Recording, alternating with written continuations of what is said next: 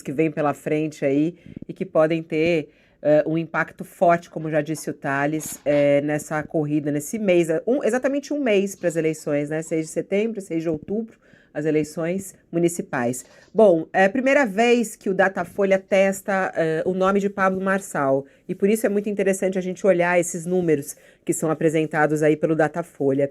E, segundo a pesquisa, o Marçal não consegue vencer ninguém num segundo turno. Ricardo Nunes e Guilherme Boulos venceriam Marçal em um eventual segundo turno. No embate entre Nunes e Marçal, o atual prefeito venceria por 50 e... Esse aqui não é o segundo turno? Não estou conseguindo ver. No embate entre Nunes e Marçal, o prefeito venceria por 53-31. Então, 53 para Nunes, 31 para Marçal. Na disputa entre Boulos e Marçal, Boulos teria 45% e Marçal 39%. Nunes também venceria de Boulos, 49% para Nunes, 37% para Boulos.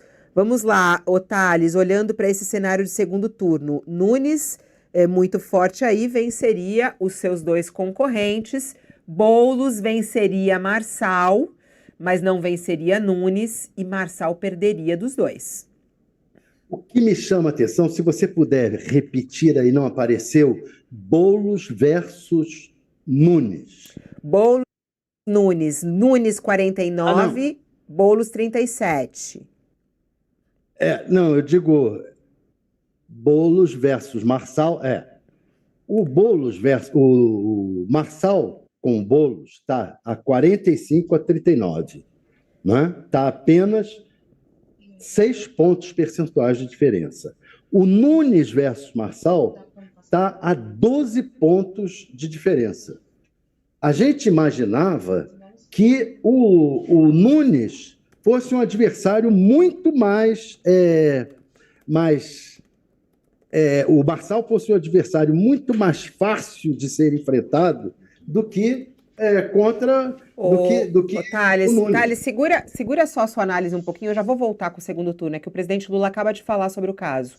Silvio Almeida, acho que isso é de extrema importância, a gente precisa ouvir juntos aqui. Claro. Então vamos embora, vamos ouvir o que o presidente Lula fala sobre o caso Silvio Almeida e Aniele. Tem coisas que a gente tem que ter consciência do que vai acontecer no Brasil. Em janeiro de 2023, eu fui a Hiroshima participar do encontro do G7. E ao chegar lá, eu encontrei com a diretora-geral do FMI. E ela veio me dizer que a economia brasileira ia crescer só 0,8%, não sei das contas tal. Eu falei para ela, olha, eu queria lhe dizer que a senhora está 100% equivocada. A economia brasileira vai crescer mais. E nós crescemos quase 3%. Agora, no começo do ano... Eu acho que deu um probleminha, a gente colocou a fala da economia. Ele falou de economia também, como você pode perceber, né, Thales? E ele tá defendendo aí Fernando Haddad e a economia brasileira, mas não é esse trecho que a gente quer ouvir, não. A gente quer ouvir o trecho. É brincadeira mesmo. O presidente é cara de pau mesmo. Olha, vou dizer que a economia cresceu 3%. Ai, esse presidente é uma figura, menino. Esse presidente é uma figura. E ao vivo, viu? Ao vivo ele falou isso. Eu queria saber aonde que ele viu, aonde que ele está vendo que cresceu a economia. Eu queria que alguém mostrasse, que alguém provasse, meu Deus do céu. Que o Brasil está quase virando uma Venezuela. E tá chegando perto. Olhe lá se já não tá. Aí fala ao vivo uma situação dessa. Vamos lá, vamos voltar lá de novo, vamos voltar lá. Ele falando sobre algo muito grave e na verdade, uma grande bomba para o governo dele, né? Dois dos grandes ministros dele que representam muita coisa. Grandes ministros não, mas que representam, né, um papel importante, Aniele Franco e Silvio Almeida. Num caso aí muito grave de assédio sexual, uma denúncia de assédio contra o ministro Silvio Almeida, e a gente está aqui encontrando o ponto exato no qual ele fala a respeito disso. Ele estava concedendo uma entrevista à Rádio Difusora de Goiânia. Hoje pela manhã, o presidente Lula tem feito aí essas falas em rádio, e aí é ótimo também essa... E vale ressaltar, vale dizer que na hora que ele tá falando, rapaz, os jornalistas são águia. Cortam, né? Para não ver mais a besteira ou besterol que ele tá falando, né, gente? Pessoal, são terríveis. Vamos lá. Essas entrevistas que ele faz, esse atendimento às rádios do interior, e claro que isso também tem um fundo político, porque estamos em eleições municipais, então ele fala com essas rádios pequenas, com conteúdo político, e nessas rádios, nessas entrevistas, aparecem essas perguntas do cotidiano e do que está acontecendo, e por isso a gente consegue essas falas do presidente Lula em relação a coisas quentes, como essa. Vamos então ouvir agora o que o presidente Lula falou sobre o caso de Silvio Almeida. Com a Aniele, e aí as pessoas falam, não tinha nem motivo para postar, mas está lá a foto. É um indicativo do que pode acontecer hoje à tarde, presidente? Olha, o motivo de uma foto da Janja com a Aniele é a demonstração inequívoca que as mulheres estão com as mulheres. E é o normal. Não tem uma mulher que fique favorável a alguém que seja denunciado de assédio. Então, o que vai acontecer? Eu fiquei sabendo disso ontem. Pedi ao ministro advogado-geral da União e ao Vinícius, controlador-geral da União, pedi ao ministro da Justiça que conversasse com as pessoas até eu chegar hoje às 2h30. O que eu posso antecipar para você, Dimitri, é o seguinte: alguém que pratica assédio não vai ficar no governo. Eu só tenho que ter a seguinte senso de o bom senso aqui. É preciso que a gente permita o direito à defesa. A presunção de inocência, ele tem direito de se defender. Nós vamos colocar a Polícia Federal, o Ministério Público, a Comissão de Ética da Presidência da República para investigar. Porque, veja, eu estou numa briga danada contra a violência contra as mulheres. O meu governo tem uma prioridade em fazer com que as mulheres se transformem definitivamente, sabe, numa parte importante da política nacional. Então eu não posso permitir que tenha assédio. Ora, então é o seguinte, nós vamos ter que apurar corretamente, mas eu acho que não é possível a continuidade no governo, porque o governo não vai, sabe, fazer jus ao seu discurso, a defesa das mulheres, a defesa, sabe, inclusive dos direitos humanos, com alguém que esteja sendo acusado de assédio. No mínimo, né, presidente, poderia ter um afastamento, aí vai ter lá os processos, nos diversos organismos que a gente tem, na Justiça, na Comissão de Ética da Presidência, provou a inocência, pode voltar com ele. Isso que eu vou decidir hoje à tarde. É isso que eu vou decidir hoje à tarde. Primeiro vou conversar com meus 3 ministros, vou conversar com mais 2 mulheres que estão no governo, que são ministras, e depois eu vou conversar tanto com o Silvio quanto com a Aniele e vou tomar a decisão, porque é o seguinte, o governo precisa de tranquilidade. O país está indo bem, as coisas estão funcionando bem, a economia está crescendo, o emprego está crescendo, o salário está crescendo, o nosso comércio exterior está crescendo.